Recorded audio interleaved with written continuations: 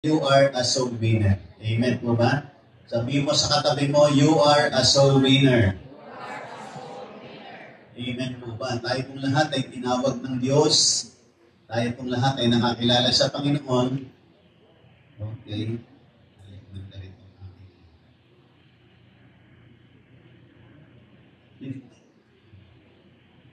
Amen.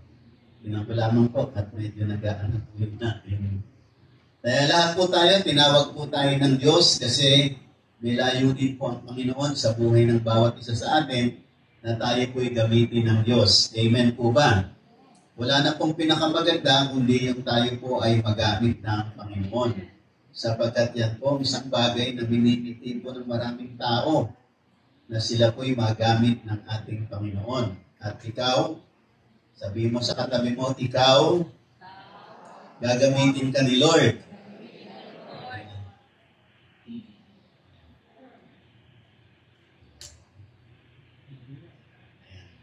Kaya nga, next, sabi rito, sabi ni Jesus, follow me and I will make you fishers of men. Tayo pong lahat na tinawag ng Panginoon, tumanggap kay Jesus, sa ating pong pagsunod sa Panginoon, gagamitin po tayo ni Lord para magwagig po ng kaluluwa at mag-akay ng mga tao sa Panginoon. Amen po ba? Nakikinig po ba kayong lahat? Ako, una ko pong bunga sa Panginoon ang aking asawa. Sapagkat kung ako'y makakilala kay Lord, pag uwi ko ng araw na yun, lahat ng mga natutunan ko, sinare ko sa aking asawa. At siya ang aking munang nabahaginan ng mabuting balita ng Panginoon, ng salita ng Diyos, at nagbunga naman po. Amen po ba? At sapagkat ako pinakakilala sa Panginoon, ako po ay meron na po akong dalawang anak at magtatatlo nung ako'y makakilala sa Panginoon. At diyan po kami nakakilala sa Panginoon at nabago yung buhay namin. At yung mga narinig ko pong mga aral ng salita ng Diyos, binahagi ko po sa aking asawa at tuloy-tuloy na po yun. Binahagi naman niya sa kanyang mga kamag-anak, sa kanyang mga pinsan. At meron pa siyang yung ibang pinsan niya. Simula po noon, binahagi na niya ng mga 1983, 84. Nagpapatuloy po sila sa Panginoon. Papatuloy sila sa Panginoon. Nakikinig po ba kayong lahat? Wala na pong pinakamaganda, kundi yung ginamit tayo ni Lord para ang buhay ng isang tao, makakilala kay Lord, mabago ang buhay, at magpatuloy siya sa Panginoon. Wala na pong pinakamagandang patotoo, kundi yung bagay na yun. Amen po ba? Maring ikaw ay meron kang tinulungang tao, at tinulungan mo siya dahil mahirap siya, pinag-aral mo siya. Mga kapatid, maganda po yung tumulong. Pero wala na pong pinakamagandang pagtulong kundi yung tao mailapit mo kay Lord at mabago ang buhay. Amen po ba? Kasi yung bagay na yon hindi lang magiging pagpapala sa kanya sa buhay na ito, kundi hanggang sa kabilang buhay, tatamasahin niya yung pagpapalang ikaw ay ginamit ni Lord sa kanyang buhay. Amen po ba? Nakikinig po ba kayong lahat? Halimbawa, meron tayong tinulungang tao, siya po ay nagkasakit, tinulungan mo, gumaling siya. Mga kapatid, maganda po yun. Pero gumaling man siya, kung pagkatapos naman papunta naman pala siya sa impyerno, wala, sayang. Hanggang dito lang yung naitulong mo. Dapat yung tulong natin ay may bunga hanggang sa kabilang buhay. At mangyayari lang yon kapag ang tao nilapit mo kay Lord. Amen po ba? Kaya ang pinakadakilang pamana at tulong na may bibigay natin sa tao, wala man tayong maraming pera, wala man tayong yaman, pero yung maakay natin siya kay Lord, maligtas siya, maborn again, makakilala, mabagong buhay at magkaroon ng buhay na walang hanggan. That is the greatest na tulong na may bibigay po natin na hindi kayang tumbasan ng ano pa man. Yung nakikinig, magsabi ng amin. Kaya po, yan po ang pinakadakilang salat. Sabi po, to be a soul winner is the happiest thing in the world. Ito raw po ang pinakamasayang bagay sa buong mundo makapagwagig ng kaluluwa. Amen po ba? Yung naniniwala magsabi ng amin. Kaya nga po si Jesus, gano'n na lamang po ang kanyang desire to come na Diyos na nagkatawang tao para po mailigtas tayong lahat. At wala na pong pinakamasaya kundi ang Panginoon. Kasi yung kanyang ginawang sakripisyo at pagpapakanira ay nagbunga ng kaligtasan ng napakaraming mga kaluluwa at wala na pong maitutumbas na kagalakan doon yung ikaw ay ginamit para iligtas ang buhay ng marami. Amen po ba? Nakikinig mo ba kayong lahat? Yun nga lang isang tao na nalulunod tapos mailigtas mo. Di ba napakasaya noon na ikaw ay ginamit na mailigtas mo siya? Hindi siya namatay, hindi siya nalunod, nailigtas mo siya. Wala na pong pinakadakila at pinakamasaya kundi mailigtas mo yung isang tao. Lalo na pag ang pagliligtas na ginawa mo sa kanya, mailigtas mo ang kanyang kaluluwa sa impyerno. Amen po ba? Amen po ba? Di ba yun ang pinakadakila? Kung yun nga nailigtas mo, masusunog yung bahay.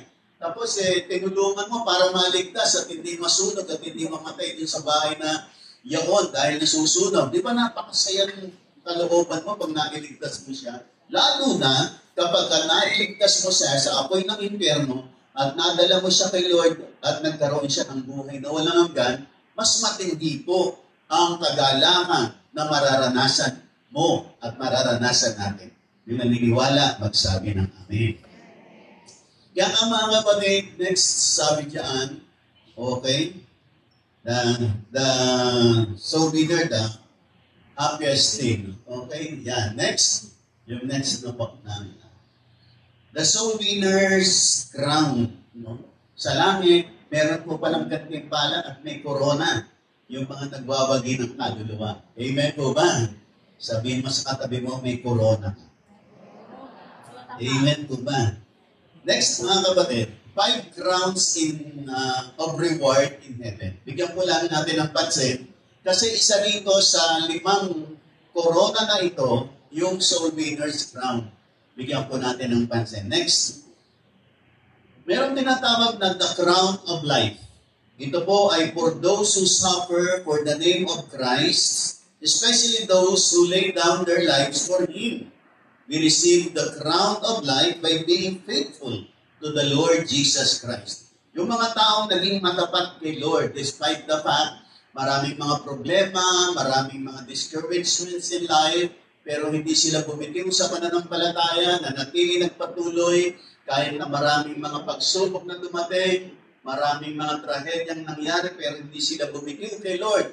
Hindi sila lumayo, hindi sila umalis, nanatili silang matapat. Pagdating ng time sa langit, meron niyang crown of life. Amen po ba?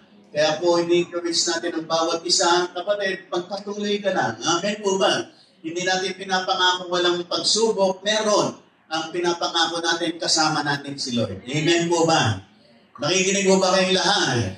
At pagdating ng time, dahil nagpakatapat ka kay Lord, sa hirap at ginhawa, in ups and downs, through thick and thin, nandyan ka, nagpapatuloy kay Lord, pagdating ng time, meron kang crown of life, ibibigay sa ng Diyos pagdating mo doon. Amen po ba? Nakikinig mo ba kayong lahat? Kaya walang bibitiw, walang ayaw, walang tatalikod, kahit minsan sobrang hirap, bakit ganito pastor, bakit ganito bishop? Ako naman ay sumusunod kay Lord, nagpapatuloy, bakit ganito mangyayari? Patuloy ka lang kapatid. Amen po ba? Malalampasan mo rin yan. Amen po ba? At pagkatapos ng lahat ng yan, meron kang corona ng buhay na inilalaan ng Panginoon para sa iyo kasi naging matapat ka. Amen po ba? Nakikinig mo ba kayong lahat? At saka isang mga kapatid, pag tayo po ay lumayo kay Lord, saan ka pa pupunta? Wala ka nang mapupunta ang iba kapatid. Sabagat ito na ang pinakamaganda. Pag pinalikuran mo pa ito, saan ka pa pupunta? Sino pang makapagbibigay sa iyo ng magandang buhay? Sino pang magbibigay sa iyo ng isang napakagandang pangako ng buhay na walang hanggan? Kundi ang Panginoon. Kaya ngayon mga alagad, meron din mga taong sumusunod kay Lord, tumalikod sila. At sabi ni Lord kina Peter, kayo rin ba?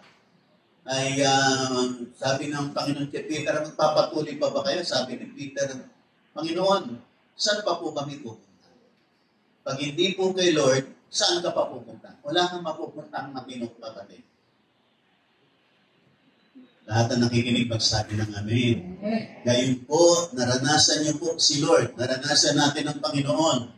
Tinawag tayo ni Lord kasi gusto niyang maranasan natin ang ganap na buhay, mga kapatid. Hindi ko sinasabing wala ng problema. Meron pa rin mga pagsubok. Pero tiyak ang tagumpay ng ating lahat.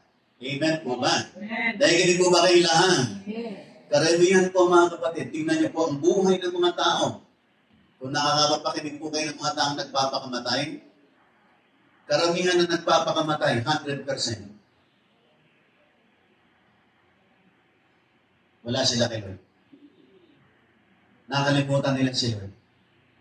Nadaig sila ng kaisipan ng kaaway. Nagalit sa kanila si Lord, na walang maganda sa kay Lord, nadaig sila ng kaisipan ng kaaway. Pero sa lahat ng mga tao na umaasa at nananatili, nagtitiwala sa Panginoon, sila po'y nananatili at nagpapatuloy. At pagdating ng time, nanatili tayong tapat, bibigyan tayo ng crown. Bibigyan din ng bawat isa ng incorruptible crown for those who run a good race in the Christian life. Ano yung incorruptible crown? Yan daw yung crown na hindi nabubulok. Kasi ngayong panahon na to, usong-uso ang corrupt.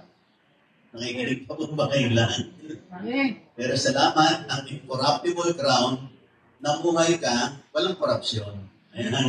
Namuhay ka ayon sa salita ng Panginoon. Namuhay ka ayon sa panuntunan ng salita ng Panginoon. You have disciplined yourself para hindi ka makag-contaminate ng mundo, para hindi ka makiayon sa kanila. Namuhay ka at lumakad ka. You run the race in accordance with the principles of the Word of God. Kaya po pagdating ng time, dahil ikaw yung takbuhin mo sa buhay nito, pinagbuti mo, pinag-ibig mo, pinaghusay mo, pagdating ng time, sa langit, bibigyan ka ng incorruptible crown. Nakikinig pa po ba kayong lahat? Next, mga kapatid, meron din tinatawag na crown of glory. Ang crown of glory for those who faithfully teach and preach God's word. Yung mga nangangaral ang salita ng Diyos, nagsishare ang salita ng Diyos, hindi nila iniwanan, pinagpatuloy nila. Nakikinig pa po ba kayong lahat? Matapat nilang ginawa ito. At pagdating ng araw, gagantimpalaan sila ng Panginoon. Sabi nga, this is the pastor's crown. Ito raw ang korona ng mga pastor na hindi tumalikod, hindi umayaw, kundi nagpatuloy hanggang sa kahuli-hulihang bahagi ng kanyang buhay. Hindi niya iniwanan ang tawag na ito ng Panginoon. Kaya yung mga pastor na nagpatuloy na natili hanggang sa katulunduduhan, meron silang pastor's crown. Lahat ng nakikinig magsabi ng amen. Pero, ang sabi ng isang narinig ko at nabasa ko, hindi lang ang mga pastor, kundi yung mga taong sumuporta sa pastor, tumulong sa pastor, nagbigay kalakasan sa pastor, meron din silang bahagi sa pastor's crown, sa crown of glory. Amen po ba? Sabi mo sa katabi mo, tayo yun. Amen po ba? Ganon din, meron tinatawag na the crown of righteousness for those who look for and love Christ's return. Yung mga taong sila ay nag-ready sa kanilang buhay ng Panginoon anytime darating. Kaya iningatan nila ang kanilang buhay. Lumakad sila sa katuwiran at kabanalan ng buhay. Ipinangalagaan nila at iningatan ang kanilang sarili sapagkat sila'y naniniwala anytime darating ang Panginoon at kukunin ako ng Panginoon. Nakikinig pa po ba kayong lahat? At kung hindi man dumating ang Panginoon, ay misis sa araw, pag hindi siya dumating, kukunin ka naman niya papunta sa kanya. Pero lahat ng mga taong merong sa kanyang puso na siya ay nagbibiti at ang kanyang desire ay ang pagbabalik ng Panginoon. Yung mga taong yan na nanatiling lumalakad sa katuwiran at kabanalan ng Panginoon, meron siyang crown of righteousness pagdating ng panahon. Amen po ba? Amen. Sabihin mo sa katabi mo, sa atin pa rin yun. And of course, yung isa pa, yung the crown of rejoicing. For those who win others to Christ, this is sometimes called the soul winner's crown. Ito yung crown of rejoicing. Kasi ito yung koronang sobrang saya ni Lord at sobrang saya ng mga nagwawagi ng kaluluwa. Amen po ba? Kaya tingnan niyo, pag nakakapagwagi ka, Tapos nakikita mo siyang nandyan kay Lord, nagpapatuloy kay Lord. Ang saya-saya ng puso. Nakikinig po ba kayo lahat? Nakikinig po ba kayo lahat? Kaya nakakalungkot na yung mga mahal natin sa buhay, dapat makasama natin sa langit. Hindi yan sinama ni Lord sa iyong pamilya, nang ganun-ganun. Mga kapatid, nasan yung mga kapatid natin? Nasan yung mga mahal natin sa buhay, mga kapatid? Binigay sa atin ni Lord yan kasi gusto ni Lord, hindi lang tayo magkasama sa lupa. Gusto niya magkasama rin tayo sa langit. Nakikinig po ba kayo lahat? Nakikinig po ba kayo lahat? Nakakalungkot naman na tayo napunta sa langit, sila ay nasa lupa. Ibig sabihin, nagwalang bahala tayo. Nandito tayo, kinonect tayo ni Lord dyan. Bakit yung mga kaibigan natin, nasishare natin? Bakit yung ibang mga tao, nasishare natin? Ba't yung mga mahal natin sa buhay? Nasaan sila? Nasaan sila? Kaya mapalad yung mga pamilya na sila'y sama-sama, na kay Lord, sumasamba sa Panginoon, naglilingkod sa Panginoon. Kapatid, napakapalad. Napakapalad. Maraming mga tao nagbibigay ng kanyang pamilya. Binigyan ka ni Lord. Amen po ba? Yung iba, pinapangarap pa lang nila. Yung iba naman, nangyari na. Amen po ba? Sapagat silang buong pamilya, nandito kay Lord, silang mag-asawa, mga anak nila, nandito sa Panginoon, buong pamilya nila, binibigyan ng marami. At yan din ang bitiin kung makita natin, mga kapatid. Nakikinig pa po ba tayong lahat? Nakikinig pa po ba tayong lahat? Dapat, kung pamilya natin, na kay Lord, mga kapatid, na kay Lord dapat, sa ganon, hindi na sayang na tayo niligtas ng Panginoon at tayo ay pinagpala ni Lord. Amen po ba? Nakikinig po ba kayong lahat? Kaya pinitingnan ko po yung mga pamilya dito. Salamat po sa inyo, yung mga pamilyang narito. At yung mga hindi nyo pa kasama, hindi pa po uli ang lahat. Meron pa pong pagkakataon, bilis-bilisan na. Sabi mo sa katabi mo, bibilisan natin. Bakit po ba? Baka maging muli na ang lahat eh. Kaya dapat, habang may panahon pa. Habang may panahon pa. Lahat ng nakikinig magsabi ng amin. Next mga kapatid, what is soul winning? Ano ba ang soul winning? Ano ba yung pagpapagin ng kaluluwa? Sabi dyan, next, yung soul winning. Soul winning is a practice, is a Christian practice of sharing the gospel message to lead others to faith in Jesus Christ. I-share natin daw po yung mabuting balita na si Jesus. Lahat na nakikinig magsabi ng amin. Pag sinabing gospel, mabuting balita. Ano ba ang mabuting balita? Ang mabuting balita ay ito. Yung nakakaalam ng mabuting balita, magsabi ng amin.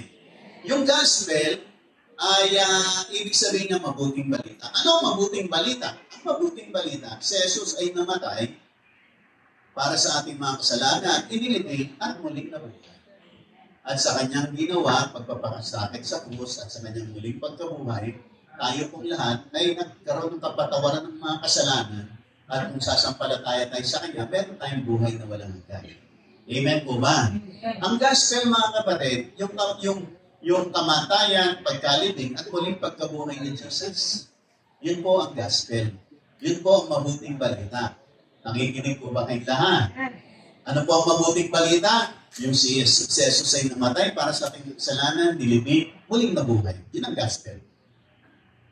Amen po ba? Baka may magtanong sa inyo, ano ba yung gospel? Ano ba yung mabuting balita? Yun po ang mabuting balita. Maraming mabuting balita, pero wala nang pinakamabuting balita, kundi yung ginawa ni Jesus. Amen po ba? Nahinig po ba kayong lahat? Kasi iba-iba ang mabuting balita, depende sa tao. Yung iba, mabuting balita na sila'y nakapasa, nagkaroon ng visa abroad. Yung iba, yung mabuting balita sapagat tumama sila ng malaki sa kanilang ani. Iba-iba ang mabuting balita. Pero, ang mabuting balita, ayon sa salita ng Diyos, ay ang pagkamatay, pagkalibing, at muling pagkabuhay ni Jesus. Yan po ang mabuting balita. Amen po ba? At yung sinishare natin tungkol kay Jesus, yun po ang evangelism. It is a process also known as evangelism, sabi ko dyan.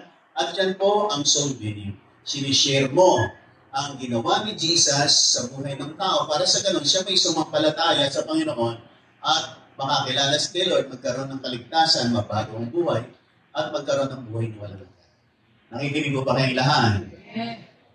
Soul winning, it involves persuading individuals to believe in Christ for their salvation, transformation, and eternal life. Kaya po, ang pagbabagi daw po ng kaluluwa, yung sa ini-encourage natin ang mga tao na manampalataya kay Jesus para sa kanilang salvation, transformation, at saka eternal life. Para sila'y maligtas, mabago ang buhay, at magkaroon ng buhay na walang hanggan. Amen po ba? Nakikinig po ba kayong lahat? Mga kapatid, this is the greatest mission of our lives. Ito po ang pinakadakilang misyon ng ating buhay. Amen po ba? Marami tayong pangarap sa buhay dito, pero mangarap tayo na Lord, gamitin mo pong buhay ko para mag-lead ng soul, para meron akong maakay sa iyo, para sa ganang pagdating sa langit, merong taong magpapasalamat sa akin. Lahat ng nakikinig, magsabi ng amen. Sa langit, pagdating natin sa langit, mga kapatid, meron kayang lalapit sa akin na sasabihin, Brother Jomera, uy, salamat. Dahil sa iyo, napunta ako sa langit. Dahil sinihiran mo ko nung nasa lupa. Amen po ba? Makikita ka sa langit. Lalapitan ka ng kapatid mo. Sabihin sa iyo, Ayla, salamat. Kasi kahit akong ate mo, sinihiran mo ako. Kaya napunta ako sa langit. Amen po ba? Nakikinig mo ba kayong lahat?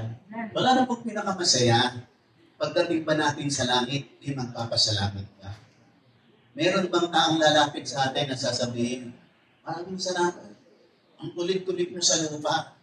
Kaya napilitan akong tumanggap, pero hindi naman ako nagsisi. Amen po ba? Pagdating nyo sa langit, hahanapin nyo. No, pagdating ng time, sabihin nyo, Ate Joyful, maraming salamat sa iyo. Yung kakulitan mo, nagbunga. Napunta ako sa langit. Amen po ba? Nakikinig pa mo ba kayong lahat? Mga kapatid, isip-isipin nyo. Pagdating mo sa langit, sino magpapasit? Mga taong ginamit ako ni Lord sa ibabaw ng lupa para i-share sa kanila sa Jesus, panalangin sila, akayin sila sa Panginoon, at sila nagpatuloy pagdating ng time, napunta rin sila sa langit. Nakikinig pa po ba kayong lahat? Marami ba? Nawa, amen po ba? Yung po ang pinaka-greatest reward mga. Sapagat ang lahat ng mga bagay sa lupa, lahat ng mga material things, iwan lahat yan sa mundong ibabaw. Pero nawa yung mga binigay sa atin ni Lord na yan, gamitin natin para makapagwagi tayo ng soul. At pagdating ng time, ang nasa itaas sa langit, hindi yung mga yaman po natin. Hindi yung mga titulo po natin. Hindi po yung ating mga posisyon dito sa ibabaw ng lupa. Kundi yung mga taong inakay natin kay Lord na nakilala sa Panginoon napunta sa langit. Amen po ba? Nawa, ang unang magpasalamat sa atin, pamilya natin. Mga mahal natin sa buhay. Na tayo ginamit ni Lord para sa kanila. Lahat ng nakikinig pa magsabi ng amen. Ganun din mga kapatid, ang soul winning, sabi rin sa pangatlo, it is fulfilling the great commission of Christ to spread the good news and make disciples. Na pinupulpil daw po natin, ginagampanan natin yung tagumili ng Panginoon. And this is the great commission of Christ. Na siyang tagubilin ni Lord sa atin bago siya umakyat, na ibahagi natin, go and make disciples of all nations. Tayo raw po'y humayo, magwagi ang kaluluwa, at gawin silang alagad ng Panginoon. Amen po ba? Nakikinig pa po ba kayong lahat? Sabi riyan, the goal is to rescue people from judgment, darkness, hell, and suffering by helping them achieve reconciliation with God. Jesus Christ. Pag binabahagi ng po natin sila ng mabuting balita, inililigtas po natin sila sa coming judgment ng Panginoon. Kasi sa malaot madaling may judgment po si Lord sa buhay ng mga taong hindi sumasampalataya sa Kanya. May kaparusahan po yan. Nakikinig po ba kayong lahat? Pero yung mga taong sumampalataya kay Lord na naakay natin, nakakilala kay Lord, mga kapatid, sila po ay lalampas na at hindi na po sila i-judge ng Diyos. Amen po ba? Kasi ang kanilang judgment, yung parusa sa kanila, inako na ni Jesus sa krus ng Kalbaryo. Kaya lahat ng sasampalataya kay Jesus, yung judgment sa iyo, yung parusa sa iyo, hindi na ibibigay sa iyo. Kasi yung parusa sa iyo, inako na ni Jesus sa kanyang katawan, yung sa krus ng Kalbaryo. Kaya hindi ka na parusahan. Kasi may umako ang parusa mo. At ang umako, si Jesus. Amen po ba? Kaya mapalad po tayo. Kasi inako ni Jesus ang ating kaparusahan. Kumbaga, tayo po'y dapat parusahan, dapat mamatay, dapat mapahamak, pero kinuha lahat ni Lord. Sabihin po natin, salamat sa Panginoon. Ganun din, nire-rescue tayo sa judgment, sa darkness and hell, and suffering by helping them achieve reconciliation with God through Jesus Christ. Dahil kay Jesus, liligtas po tayo sa kadiliman, sa impyerno, at sa anumang mga suffering sa buhay na ito. Nakikinig pa po ba kayong lahat? Kaya nga po, yan ang dahilan kung bakit pong gusto ni Lord na tayo po ay magbahagi ng mabuting balita. Sa ganon, marami pong mga tao kumilala sa Kanya at hindi na po mapahamak at hindi na po maparusahan. Kasi may nagbayad na para sa kaparusahan. At ang nagbayad ay si Jesus. Tayo pong lahat, mga kapatid, hindi ka nakakatulan sa impyerno. Nakikinig pa po ba kayong lahat? Nakikinig pa po ba kayong lahat?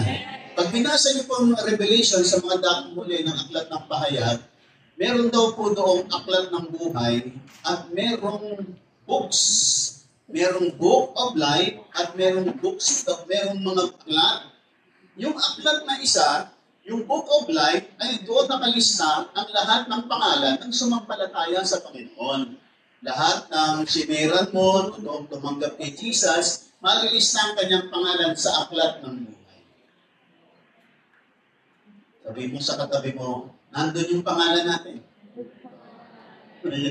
Amen po ba? Kung sumampalataya dito kay Jesus, magsabi ng amen.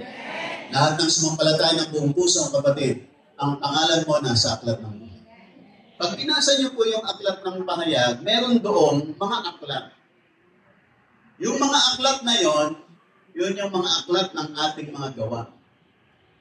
Lahat ng ginawa mo nung nabubuhay ka, nandun sa aklat na yan. Lahat ng ginawa mo,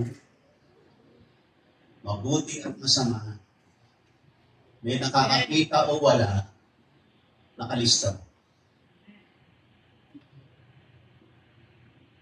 Parang tumahimik na. Nandiyan ba o ba? Patay na tayo dito, nakalista pa ng lahat. Nakikinig mo ba kayo lahat? Pero mapahala, mga anak ng Diyos, lahat ng nagawa po nating mga karumihan, kasalanan, mga nakakahiya. Nung sumampalataya na kay Jesus, binura ng lahat dahil sa dugo ni Kristo. Kaya pag binuklat yun, nandun yung pangalan mo, lahat ng ginawa mo, wala na pong makikita. Kasi lahat, binayaran at binura sa pamamagitan ng dugo ni Kristo. Amen po ba? Hindi kayo masaya. Gusto nyo nakalista. Nandiyan pa ba kailangan? Yung mga minarites mo, nilista ron. Amen po ba? Nakikinig pa ba kailangan? Pero salamat. Dahil kay Jesus, lahat ng ginawa nating mali, masama, kayaya, pinura na. Kung tunay kang sumampalataya kay Jesus, burado na. Sabi mo sa katabi mo, hoy, burado na. Hoy, Nakikinig po ba kayong lahat? Ngayon, pag binura na, huwag mo na ulit listahan. Nakikinig po ba kayong lahat? Kasi sabi ng Bible, lahat daw po tayong na kay Lord, God remembers our sins. No more. Ulitin ko, sabi ng Bible, sabi ng aklat ng Hebrews, God remembers our sins. No more. Si Lord, hindi na niya inaalala lahat ng ating mga nagawang kasalanan. Sabihin po natin lahat, purihin ang Diyos. Palakpakan natin malakas ang Panginoon. Amen! At amen. Di ko nakakahiya kasi marami pa na yung mga pinagagawa, mga bisa, iba nakakahiya. Ano? Salamat, niligtas po tayo ron. Amen po ba? Sabihin mo sa katabi mo, hoy, ligtas ka na. Natandaan niyo ba? Sino nagsabi niya? Sinabi yan sa Senado. Hoy, ligtas ka na. Naginig ko ba kayo lahat? Yung mga nila yung mga nanonood ng hearing ng sa Senado, sa flood control. No? Sabi gano'n ni Marcoleta ngayon, ligtas ka na. At na yung sabihin, ligtas ka na. Amen po ba? O lahat ng ligtas na po, walang pang ng malakas sa Panginoon. Amen. Amen. Kaya mga kapatid, hindi gusto ni Lord na ikaw lang maligtas. Gusto niya maging instrumento ka ng mga taong mailapit mo kay Lord para maligtas din sila. Amen po ba? Kasi ang katotohanan kung bakit nandito pa po tayo. Kung bakit hindi ka pa kinukuha ni Lord. Amen ba? Kaya ka hindi kinukuha ni Lord, hindi dahil sa bata ka pa. Hindi ka pa kinukuha ni Lord kasi may mission ka pa. Amen. Ang mission mo, magwagi ka ng kaluluwa. Amen ba? At magiging pinakamasaya ka sa lahat ng tao pag nagwawagi ka ng kaluluwa. Sapagkat, sabi ko masaya ka pag nakakapagwagi ng kaluluwa kasi masaya si Lord sa langit at nagkakasayahan ng mga anghel sa langit. Kapag meron po tayo na pagwawagian, nagsisisi ng kasalanan, at tumatalikod sa lumang buhay, sumasimpalataya kay Jesus, mas nagkakasayahan po sa langit. At dahil nagkakasayahan sa langit, pati tayo, nadadama po natin yung saya sa langit. Nakikinig pa po ba kayong lahat? Sabi po, next slide, the fruit of the righteous is the tree of life, and he who wins souls is wise. Ang bunga raw po ng mga matuwid ay puno ng buhay. At yung puno ng buhay na yon, na bunga po natin ay nagbubunga rin ng mga kaluluwa. Kaya po natatagurian ang mga righteous, ang mga tumanggap kay Lord, na tayo po yung mga matatalinong tao. Kasi hindi tayo nagwawalang bahala, nagmamalasakit tayo sa mga kaluluwa na iniligtas ng Panginoon. Lahat ng masaya pa magsabi ng Amen. Sabi sa next slide, sabi po yung next slide, inulit lang po Proverbs 11:30, he that winneth souls is wise. Maraming mga tao, mga wais sila, pero ang tunay na matalino sa harap ng Diyos, yung nagwawagi ng kaluluwa. Amen po ba? Sa harap ng Diyos, isa't matalino kang tao. Kasi meron kang pangarap, hindi sa iyong sarili, kundi nakikiayon ka sa pangarap ng Panginoon. Tingnan po natin itong kasunod. Next, sabi yan. Sabi ni William Booth, ang founder ng Salvation Army, 1904, sabi niya, some men's ambition is art. Some men's ambition is fame. Some men's ambition is gold. But my ambition is the souls of men.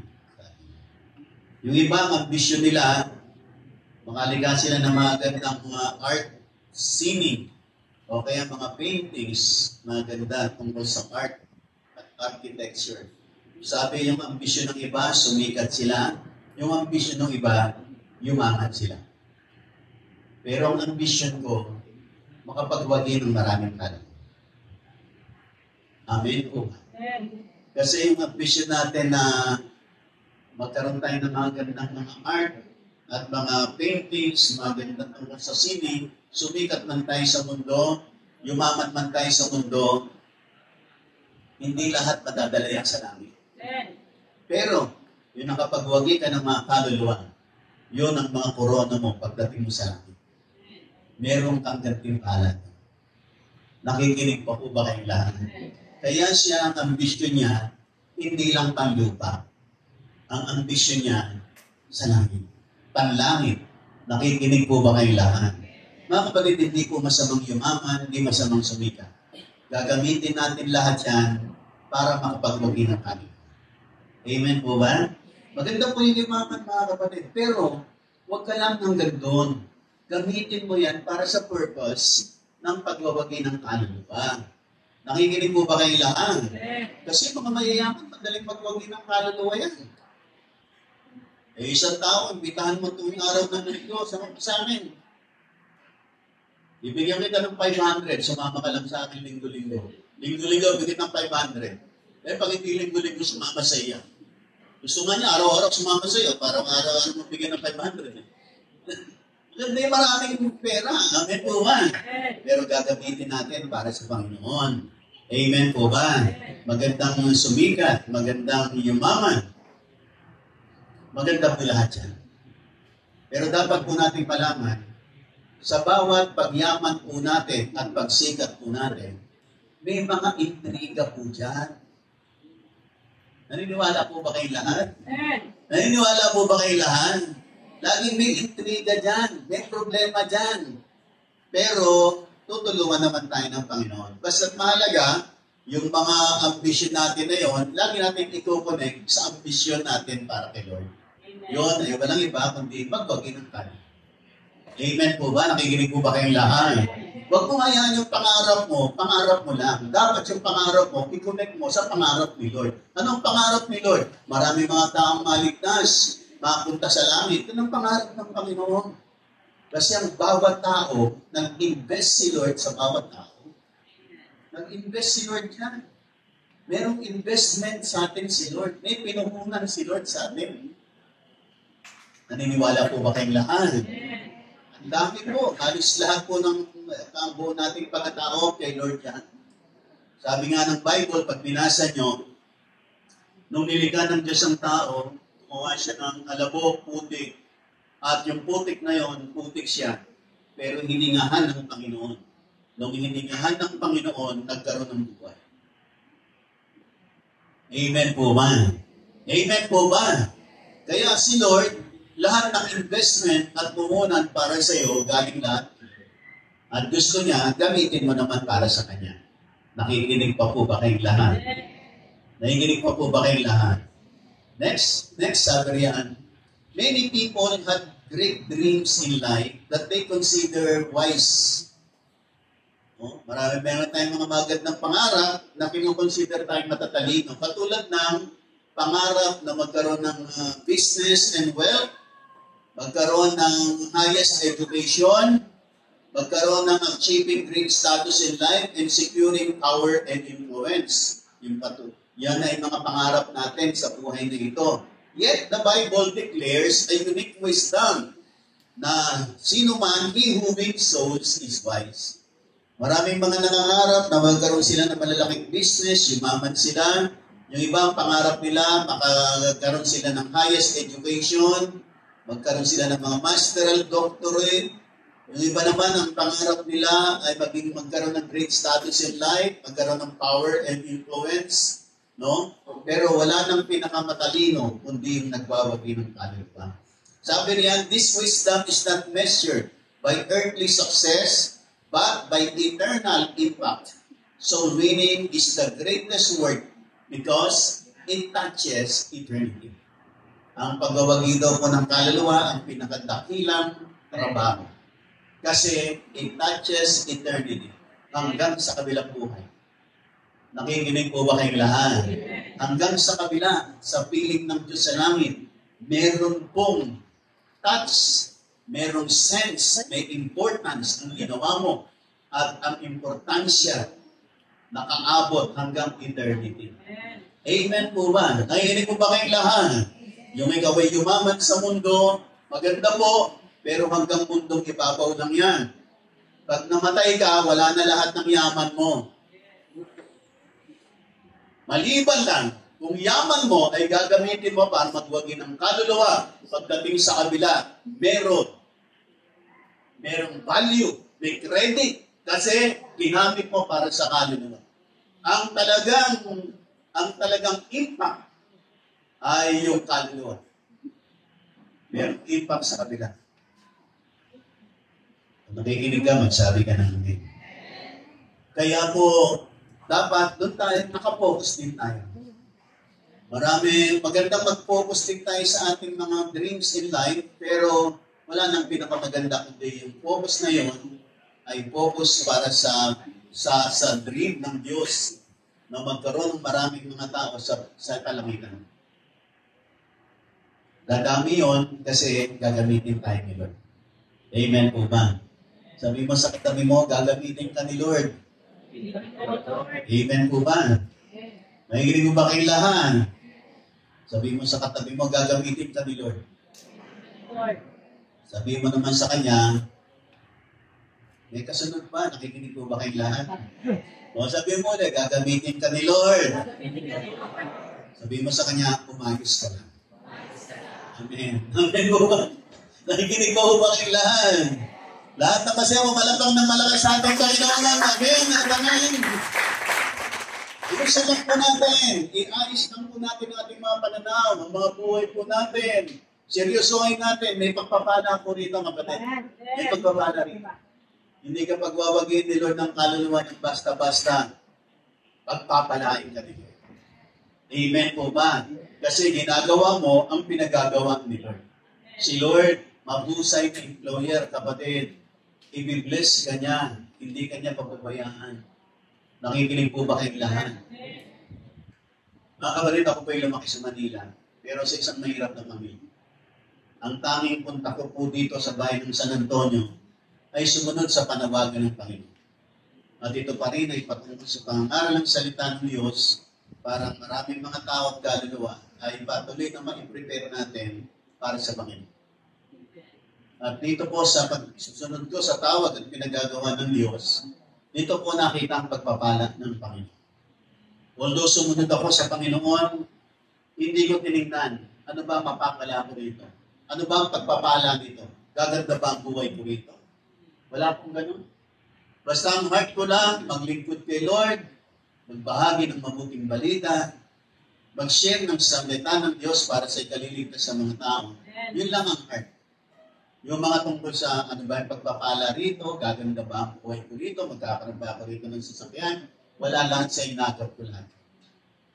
Pero mga kapatid, habang ginagawa mo yung pinagagawa ni Lord, hindi ka kalilimutan ni Lord. Papalain ka ni Lord. Amen po ba? Nakikinig po ba kayo lahat? Huwag lang mamamali. Huwag lang, minsan kasi unang kagad yung iba. Pag ako ba'y simunod kay Lord, magkakasasakyan ba ako dyan? Magkaganda ba ang buhay ko dyan? Magkakapera ba ako dyan? Pag ganun kagad ang inuuna mo, I tell you, mabibigo ka. Mabibigo ka. Huwag mo isipin yung, amen po ba? Ang isipin mo, paano paglilingkuran si Lord? Isipin mo, paano mo magwawagay ng kaluluwa? Isipin mo, paano mo magagawa ang pinagagawa sa inyo, Lord. Amen po ba? And along the way, habang ginagawa mo yan, nakikita mo paano ka pagpapalain ni Lord. Nakikinig po ba kayong lahat? Nakikinig po ba kayong lahat? Kaya po, habang sumusunod ka, makikita mo ang Diyos sadyang tapat. Hindi kanya pababayaan. Hindi ka lagi mukhang kawawa. Although there are times and seasons in my life, mukhang kawawa. Mukhang kawawa. Mukhang walang-walang. Mukhang nakakahabag. Mahiiyak ka na lang sa buhay. Dumating din po ako sa mga seasons ganyan. Sabi mo nga sa inyo, may Pasko ko na wala akong naibili. Kahit na munting sa anak ko. Mukha kang kawawa. Mukhang kawawa. Nandiyan po ba kayong lahat? Naglilingkod ka kay Lord, wala kang pambili kahit 1 kilong bigas. May pambili ng tuyo, wala kang pambili.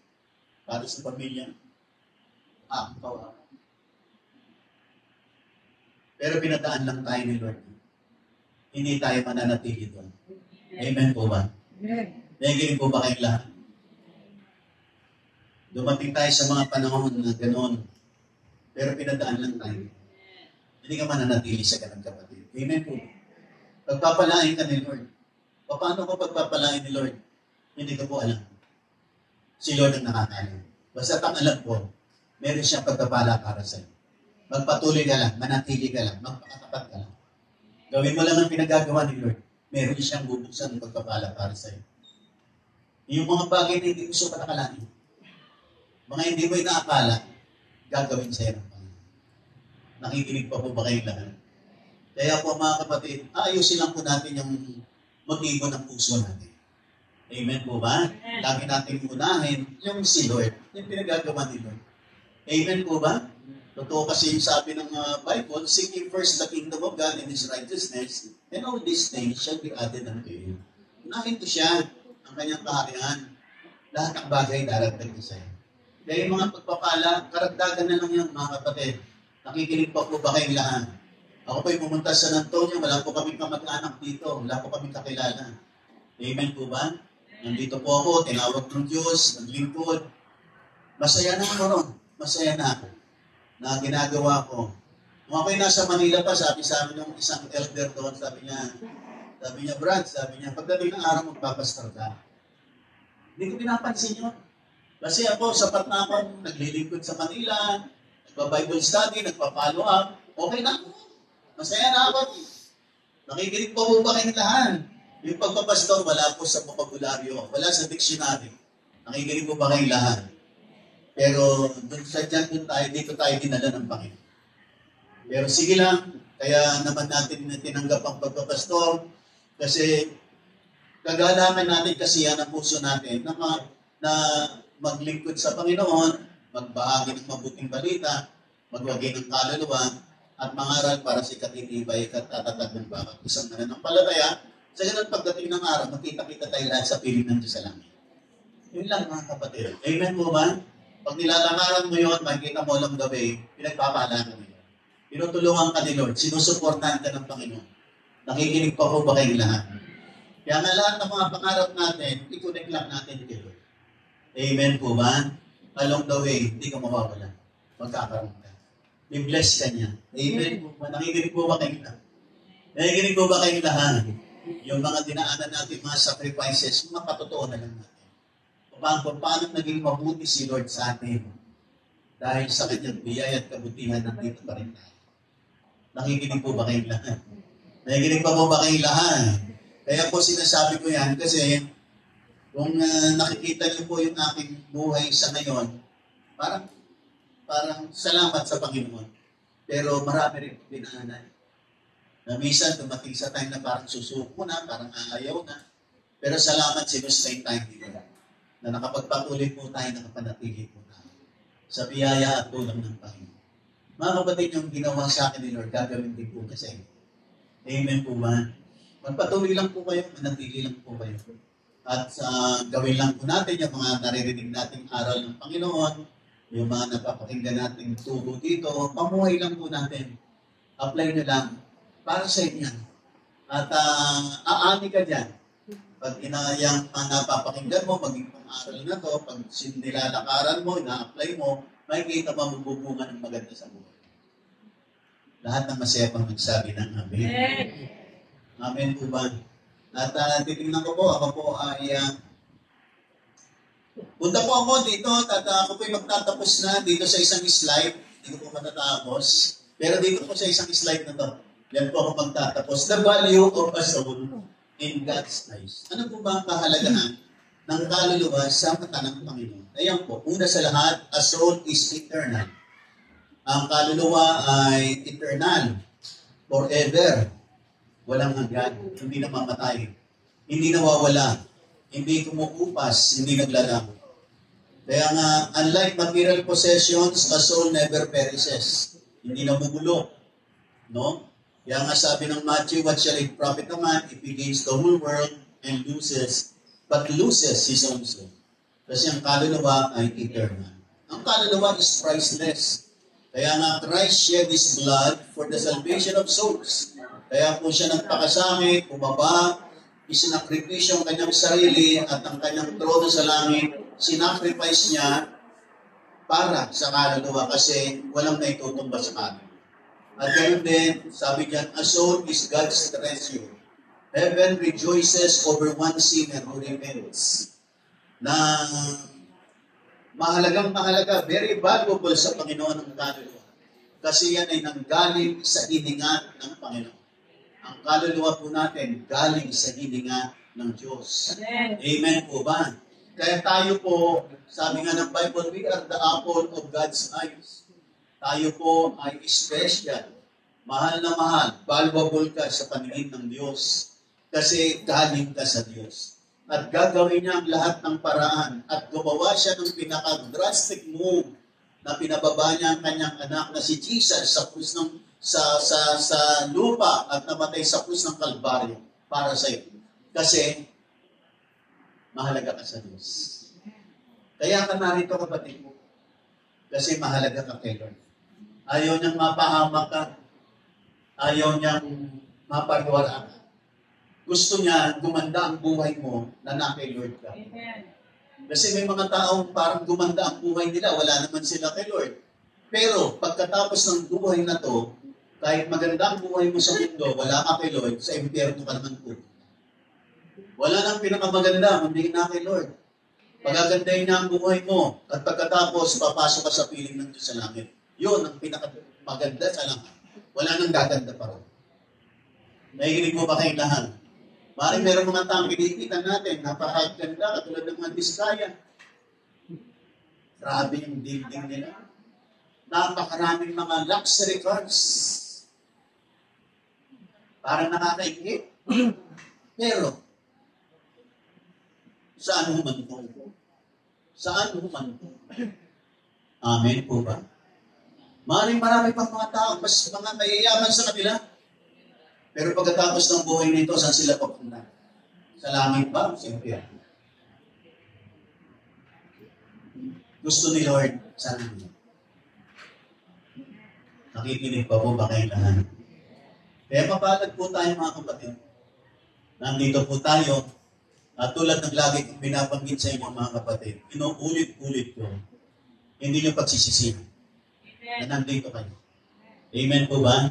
Hindi nyo pagsisisihan na itong mga inaaral namin sa inyo ay tanggapin ninyo at ipamuhay ninyo. Kasi meron itong gantimpala, hindi lang sa lupa, hanggang sa langit. Yan ang naniniwala kong sabi namin. Mga kapatid, mahal ka ng Diyos, mahalaga ka kay Lord. Itiyakin ni Lord. Magkikita-kita tayong lahat sa langit. Amen po ba? Yung masaya magsabi ng amen at pumalakpak ng malaking sa amin. Ay, kaya tayo ngayon ang pinanalangin mga kapatid. Sa susunod ko ng Kristo tutuloy. Lahat ay makapamigil. Mga kapatid, sa araw na ito, nais kong tiyakin po kayo at tiyakin po ninyo ang buhay po ninyo nakakonect kayo. Mga kapatid, i-connect mo. Tinawag ka ni Lord, dinala ka niya rito. Kasi gusto niyang maligtas ka. Gusto niyang mabago ang buhay mo. At gusto niyang kumanda ang buhay mo. Kaya lang kinakailangan i-connect mo yung sarili mo kayo. Hindi pakitang tao lang, kundi totoo sa iyong puso at kalooban. Mga kapatid, tayo pong lahat, kailangan natin sila. Pwede bang lahat ng ating kamay lagay sa tapat ng puso? Kapatid, hindi ko alam. Inialay mo na ba yung buhay mo sa Panginoon o hindi? Ikinonect mo na ba yung sarili mo sa Kanya? Nanampalataya ka na ba sa Kanya? Muli po, nadalangin po ako, sumunod po kayo sa akin. Kung kayo po ay nakapag-commit na sa Panginoon, this is your recommitment time. Doon sa hindi pa nakakommit kay Lord, hindi pa nag-alay ng sarili, hindi pa binuksan ng ganapang puso, ito, oras mo kapatid. I-alay mo na yung sarili mo kay Lord. Italaga mo ng buong puso. Hindi ka magsisisi. Hindi ka magsisisi.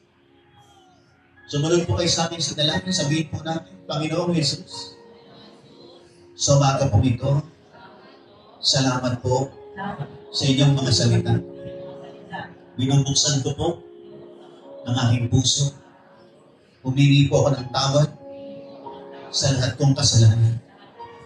Simula noon hanggang ngayon, sa araw na ito, nagtitiwala po ako. Kayong Panginoon, nagpagligtas ng aking buhay. Pagharian niyo po ang buhay kong ito.